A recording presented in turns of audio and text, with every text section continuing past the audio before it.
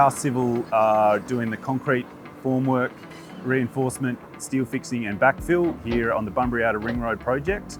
The bridge structure features the tapered central pier design as well as artwork on the tilt-up panels. The precast tilt-up panels here at Bridge 1837 were cast in Perth, transported down on the back of semi-trailers to site where they were lifted by a crane into position. The installation of the panels was considered very carefully in order to not damage the panel structures during that process.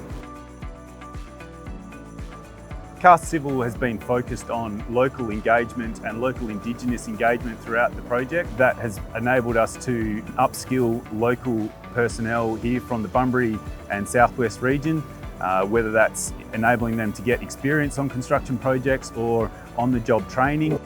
We've also had a very heavy focus on engagement of local businesses and giving opportunities to local personnel.